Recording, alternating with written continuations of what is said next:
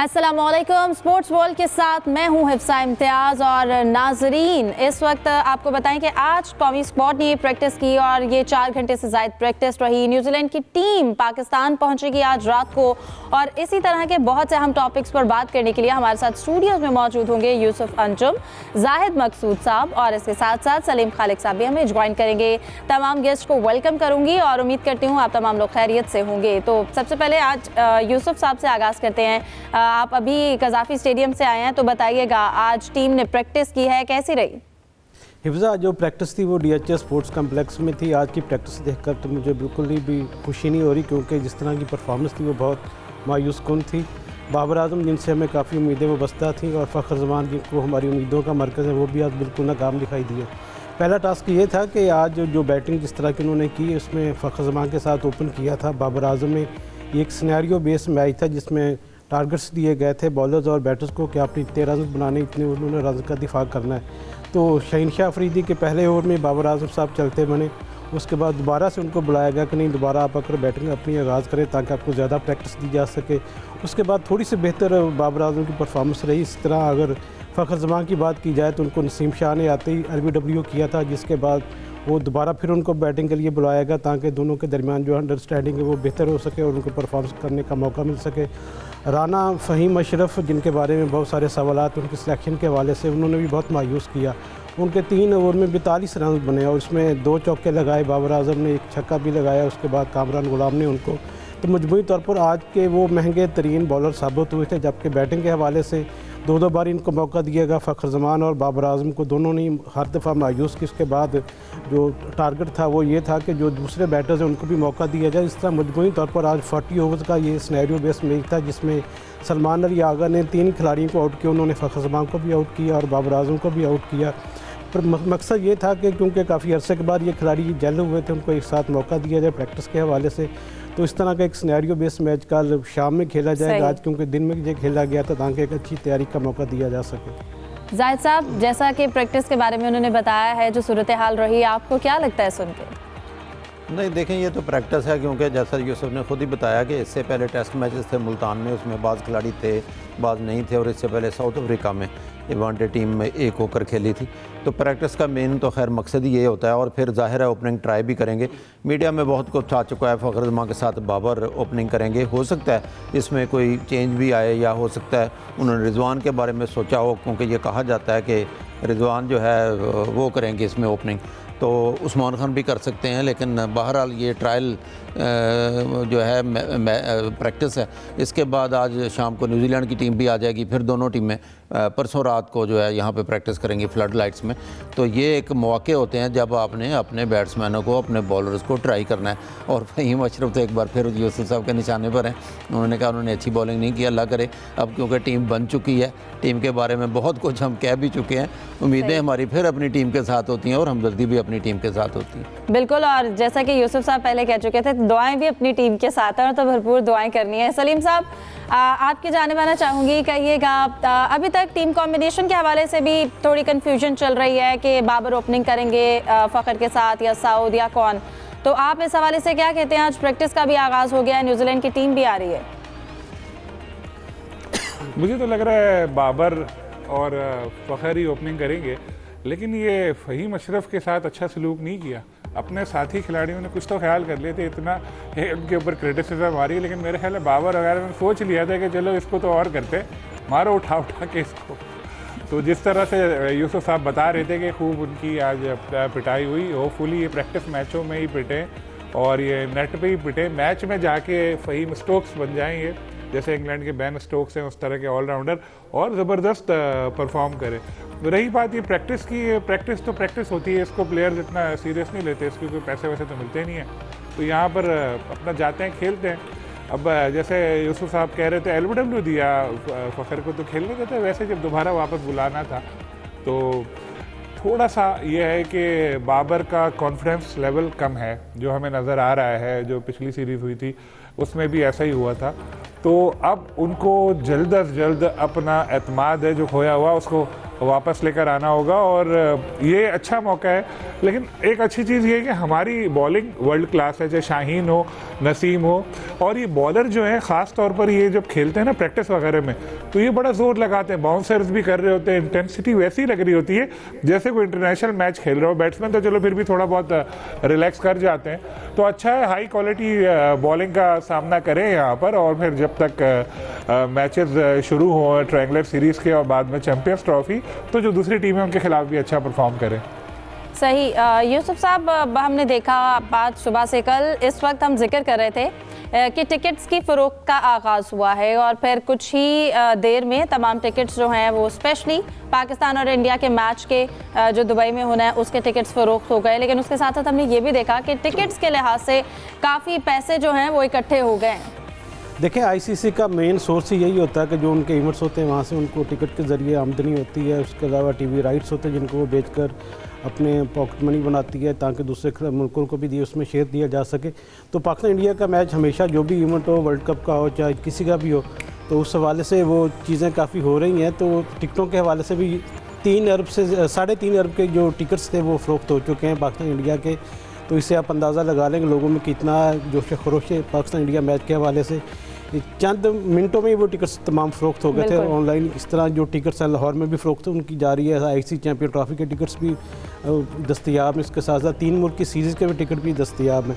जो अगर मैच देखना चाहते हैं, मैं तो यही तजवीज़ करूँगा कि आप लोग 350 रुपये वाला टिकट ले लें, 500 रुपये वाला ले लें, ताकि आपको मुफ्त पास की आदत ना पड़े आपको। नहीं, मैं आपको नहीं कहूँगी, खरीद लूँगी, 350 का टिकट खरीद लूँगी। फाइनल का टिकट भी 500 का जनरल स्टैंड का, वो भी आप ले सकती हैं।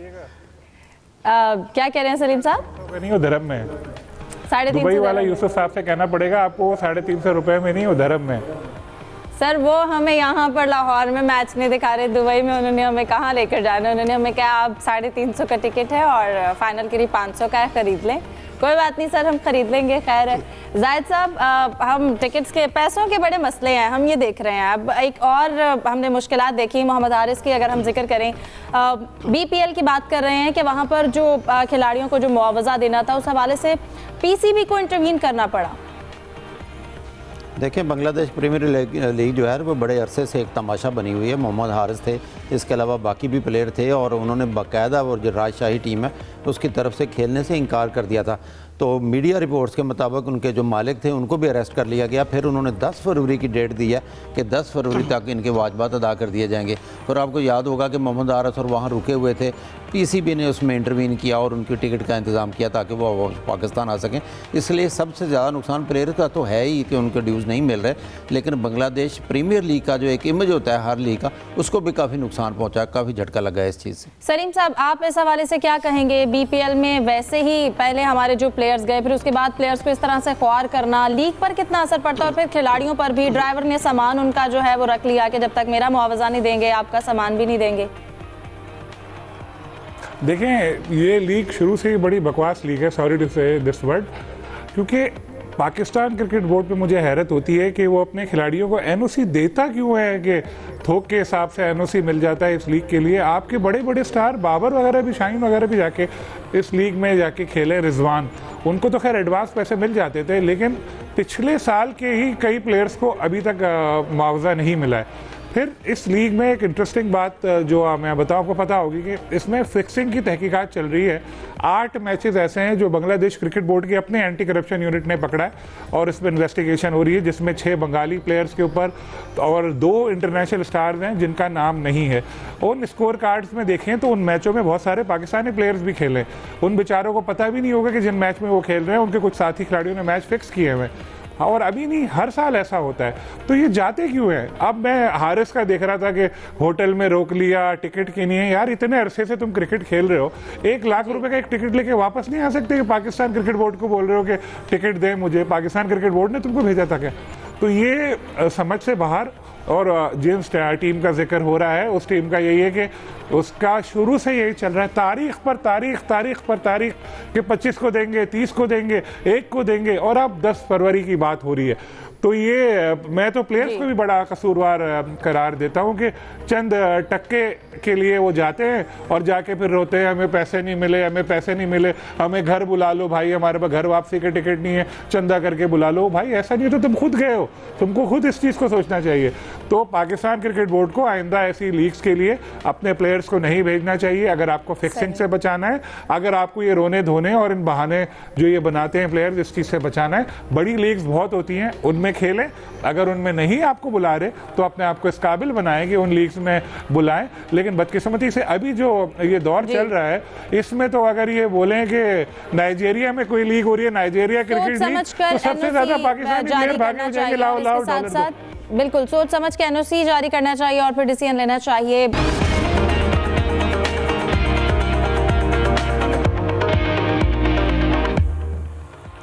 Welcome back. तो खेल की दुनिया में काफ़ी हैपनिंग्स भी हो रही हैं, इसके साथ साथ नए ट्रेंड भी सेट हो रहे हैं। यूसुफ साहब, मैं आपसे जानना चाहूँगी, अभी मेन टीम की मैनेजर के लिहाज से एक फ़ीमेल को जो है वो सिलेक्ट किया गया है, तो आप बताएंगे जो हिना मुनव्वर हैं वो कौन है, क्यों उन्हें मैनेजर के तौर पर सेट किया गया है, क्या वजह है? देखें हिफ्ज़ा, मेल डोमिनेटेड सोसाइटी में ख़वातीन का आगे आना यकीनी तौर पर बहुत सराहे जाने के काबिल है। जिस तरह पीसीबी ने उनको प्रमोट किया, पहले उनको ख़वातीन की अंडर-19 टीम एशिया कप खेलने की, वहाँ उनको मैनेजर बनाया। अब पहली बार हिस्ट्री में हुआ कि किसी खातून को पाकिस्तान मेंस टीम के साथ टीम इंतज़ामी का हिस्सा बनाया गया है।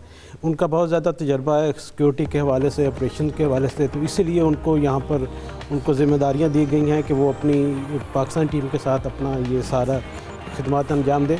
इससे पहले वो सिक्योरिटी के हवाले से सवात में भी अपनी जिम्मेदारियां दे चुकी हैं। अब दोबारा उनको एक बार फिर बड़े प्लेटफार्म के ज़रिए मौका दिया गया कि ख़ुद को मनवाएं, तो मेरे ख्याल में एक बहुत बेहतरीन ये फ़ैसला है। अब देखना ये कि आने वाले वक्तों में मज़ीद वो कितना बेहतरी इसमें आ सकती है टीम इंतज़ामिया के हवाले से, और जो इंतज़ामिया ज़िम्मेदारियाँ निभा रही है पाकिस्तान टीम के साथ और उसके हवाले से। नवीद अकरम चीमा साहब बदस्तूर मैनेजर की जिम्मेदारियाँ निभाएंगे, उनके साथ आप कह सकते हैं कि ऑपरेशन मैनेजर या उस तरह की जिम्मेदारी हिना मुनव्वर अंजाम देगी।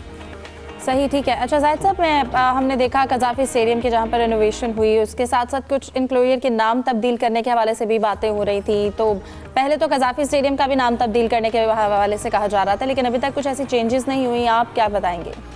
देखें, बेसिकली अभी जो फार एंड है उसका नाम इकबाल एंड अल्लामा इकबाल के नाम पे इकबाल एंड उसका नाम दिया गया, जबकि पवेलियन एंड जिधर से प्लेयर्स आते हैं उसको उन्होंने जना एंड का नाम दिया। जो आपने कज़ाफ़ी स्टेडियम के नाम की बात की है उसमें सच्चाई तो है, लेकिन मेरा ख्याल है क्योंकि एक बड़ा इवेंट हो रहा है, आईसीसी चैम्पियंस ट्रॉफी, और फिर ज़ाहिर है ब्रॉडकास्टर भी हैं, उसका नाम जो है जगह जगह पे इस्तेमाल हो चुका है कज़ाफ़ी स्टेडियम का। और फिर मोहसिन नकवी साहब ने चंद रोज़ पहले जब प्रेस ब्रीफिंग की थी वहाँ ग्राउंड में बैठकर इसी क्वेश्चन के जवाब में उन्होंने कहा था करेंगे लेकिन ज़रा ताख़ीर से करेंगे। हमारे सोर्सेज तो बताते हैं कि तकरीबन एक कॉन्ट्रैक्ट हो चुका है किसी बैंक के साथ, लेकिन इन्होंने करना ज़रूर है, जैसे कि नेशनल स्टेडियम कराची का नाम चेंज किया था, और दुनिया में ऐसी एग्जाम्पल तो ज़रूर मौजूद हैं। और बड़ी देर से ही ये कज़ाफ़ी, कर्नल कज़ाफ़ी के नाम पे जो नाम रखा था 72 में जुल्फ़िकार अली भुट्टो साहब ने, तो कज़ाफ़ी साहब के बाद जो है यहाँ पंजाब ओलंपिक एसोसिएशन ने भी ये मूव चलाई थी, और किसी ज़माने में पीसीबी ने भी एक रिक्वेजिशन भेजी थी कि इसका नाम तब्दील किया जाए। बिल्कुल, जहां पर हम खेल की बात कर रहे हैं, खिलाड़ी की बात करते हैं, और आज एक दुनिया क्रिकेट की एक बड़ी प्यारी जोड़ी अंशा अफरीदी और शाहीन अफरीदी की हम बात कर रहे हैं। तो सलीम साहब, हमने देखा आज तो खबरों में भी है, आज उनकी एनिवर्सरी है, हम लोग उन्हें विश करेंगे हैप्पी एनिवर्सरी, हमेशा खुश रहें। तो कितना अच्छा है ये, एक लाइटर नोट पे एक अच्छा जेस्चर जाता है। उन्होंने एक बड़ा अच्छा पैगाम जारी किया अपनी बेगम के लिए, 2 साल हो गए उनकी शादी की सालगिरह को, आप भी विश कर दें सलीम जी। साहब। अब